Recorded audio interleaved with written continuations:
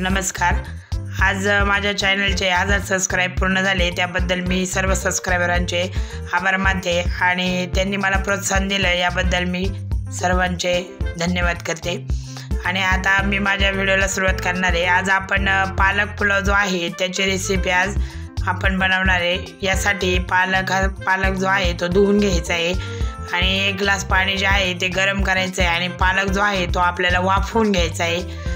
बघू शकता अशा प्रकारे आपल्याला हा पालक वाफवून घ्यायचा आहे। 5-1 मिनिट गरम पाण्यामध्ये लगेच तो वाफवून घेऊन आपण तो लगेच साईडला काढून घेणार आहे। बघू शकता 5 मिनिटं असा मी हा ठेवला आहे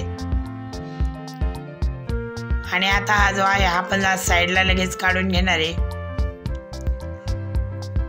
हा आपण थंड होईपर्यंत साईडला काढून ठेवणार आहे। मी एका डिशमध्ये हा काढून घेणार आहे आणि थोडासा आपण हा थंड होऊन द्यायचा आहे। मग आपण हा मिक्सरच्या भांड्यामध्ये दळून घेणार आहे। थंड झाल्यानंतर आपण हा मिक्सरच्या भांड्यामध्ये टाकून घेणार आहे।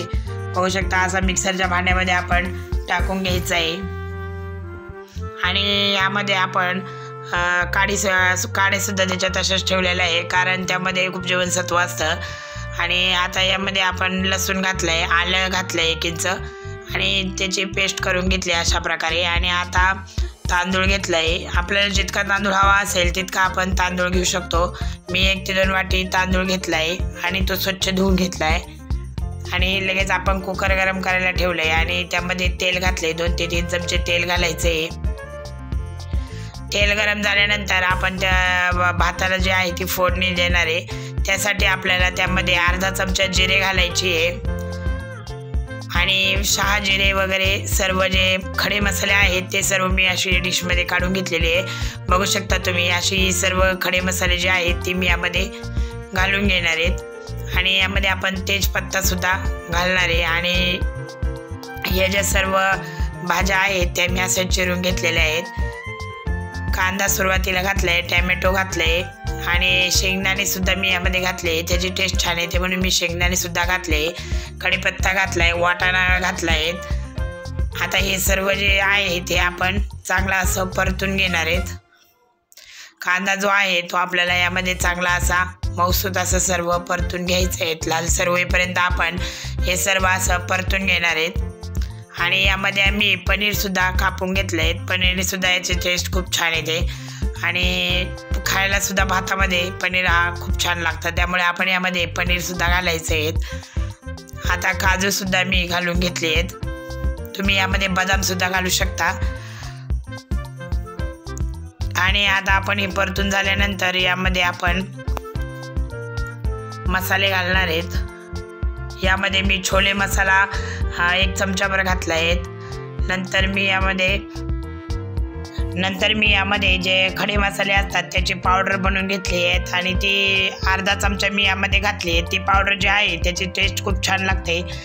मसाले भातालासुद्धा ती वापरली तर ती खूप छान लागते, त्यासाठी तुम्ही ती पावडर बनवून तुम्ही मसाले भाताला ती टाकू शकता। आणि थोडीशी मी धना पावडरसुद्धा घातली, हिंग घातला आहे, अर्धा चमचा हिंग घातला आहे आणि छोले मसालासुद्धा आपण यामध्ये घालून घेतला आहे।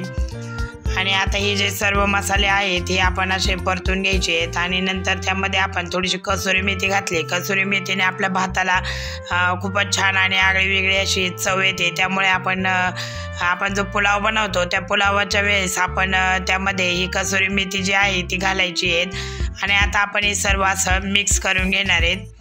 मिक्स करून झाल्यानंतर आपण जे पालकाची जी पेस्ट बनवलेली आहे ती सर्व यामध्ये घालून घेणार आहे आणि आपले जे पेस्ट आहे ती थोडीशी मिक्सरच्या भांड्याला जर लागलेली असली तर आपण ती नंतर धुवून घेणार आहे। मिक्सरचं भांडं जे आहे ते नंतर धुवून त्यामध्ये पाणी घालणार आहे आणि आता ही जी पेस्ट टाकलेली आहे एवढी सर्व आपण यामध्ये परतून घेणार आहे। छान असे आपण यामध्ये परतून घ्यायची आहेत। आता ही जे बघू शकता सर्व पेस्ट मी यामध्ये घालून घेतली आहेत आणि आता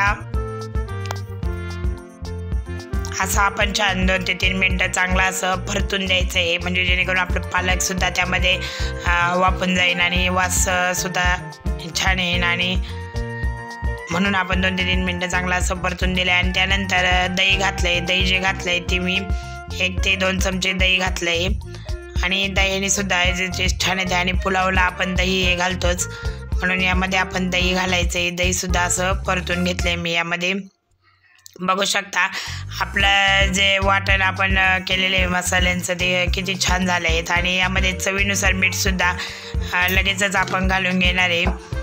बघू शकता 1 ते 1.5 चमचे मी टाकला आहे. आणि यामध्ये साजूक तूपसुद्धा मी अर्धा चमचा घातला आहेत. तुपाने सुद्धा या भाताची जी चव असते ती खूपच छान लागते. हे परतून झाल्यानंतर आपण जो आपण तांदूळ आहे तो धुवून घेतलेला आहे तो तांदूळ यामध्ये मी घालून घेणार आहे. आणि आपण तांदूळ जो आहे तो त्या चांगला असा यामध्ये मिक्स करून घ्यायचा आहे. आणि आपण ज्यावेळेस तेलामध्ये हा तांदूळ चांगला असा परतून घेतो त्यावेळेस आपला जो तांदूळ असतो तो हा जो आपला ज्यावेळेस पुलाव तयार होईल तो असा मोकळा आणि सुटसुटीत तयार होईल. यासाठी आपण यामध्ये जो तांदूळ असा चांगला असा परतून घ्यायचा आहे. बघू शकता छान असा आपण हा परतून घेतला आहे. परतून घेतल्यानंतर आपला हा तांदूळ जो आहे तो असा मोकळा आणि सुटसुटीत होणार आहे. आणि आता आपण यामध्ये पाणी घालणार आहेत. पाणी जे घालणार आहेत ते मला 3 ग्लास पाणी यामध्ये लागणार आहेत. बघू शकता. आणि आपण आता ते मिक्सरमध्ये आपलं जे पालकाची थोडीशी पेस्ट राहिलेली ती सुद्धा मी यामध्ये धुवून घातली आहेत. म्हणजे आपल्याला यामध्ये संपूर्ण असं 3 ग्लास पाणी लागलेलं आहे. बघू शकता अशा प्रकारे आपण यामध्ये पाणी घालायचं आहे. म्हणजे आपला जो तांदूळ असतो त्यापेक्षा अर्ध बोट असं पाणी आपण यामध्ये घालायचं आहे. जेणेकरून आपला जो तांदूळ आहे हा मोकळा होईल आणि सुटसुटीत होतो. आणि आपण तांदूळ भात करताना जास्त शिट्टीसुद्धा घ्यायची नाही आहेत. एका शिट्टीमध्येच आपला भात होऊन जातो. नाहीतर जास्त शिट्ट्या घेतल्यानंतर त्याचा चिखल होतो. म्हणून आपण पुलाव करताना सुद्धा याची एकच शिट्टी घेणार आहे. आणि आता शेवटनं आपण यामध्ये कोथिंबीर राहिलेली आहेत आपली ही कोथिंबीर आपण शेवट घालणार आहेत. आता हे सर्व मिक्स झाल्यानंतर आपण याला झाकण लावणार आहेत. आता आपण याला झाकण लावायचं आहे. आणि झाकण लावल्यानंतर मी त्याची फक्त एकच शिट्टी घेणार आहे. एक शिट्टी घेतल्यानंतर हा जो पुलाव आहे तो लगेचच आपला तयार होणार आहे. बघू शकता कशा प्रकारे आपला हा पुलाव तयार झाला आहे. मोकळा आणि सुटसुटीत असा आपला हा पुलाव तयार झाला आहे. बघू शकता कसा छान असा आपला हा पुलाव तयार झाला आहे. माझ्या चॅनलवर तुम्ही नवीन असाल तर सबस्क्राईब करा, लाईक करा आणि शेअर करा. वेळात वेळ काढून व्हिडिओ बघितल्याबद्दल धन्यवाद.